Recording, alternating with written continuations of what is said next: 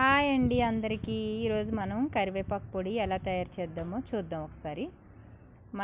దానికి కావాల్సిన పదార్థాలు కొంచెం మినపప్పు, శనగపప్పు, మెంతులు కొద్దిగా, కొంచెం జీలకర్ర, కొన్ని ధనియాలు, కొన్ని ఎండుమిరపకాయలు అంటే ఒక 10-15 తీసుకోవాలండి.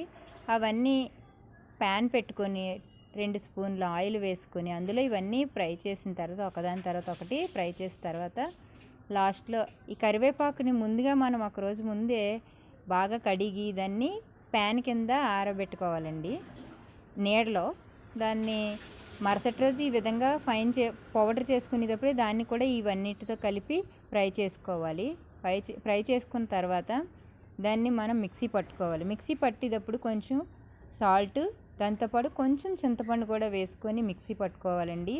అలా పట్టిన తర్వాత కొన్ని వెల్లుల్లిపాయలు కూడా తీసుకొని మనం వేరే మిక్సీ గిన్నెలో మిక్సీ పట్టుకొని ఈ పౌడర్లో వేసుకొని మిక్స్ చేసుకోవాలండి ఒకసారి. ఫైనల్గా మనకి కరివేపాకు పొడి రెడీ. ఎంతో రుచికరమైన కరివేపాకు పొడి మీరు కూడా ట్రై చేయండి. నా వీడియో మీకు నచ్చినట్లయితే లైక్ చేసి, షేర్ చేసి, సబ్స్క్రైబ్ చేసుకోండి. Thank you.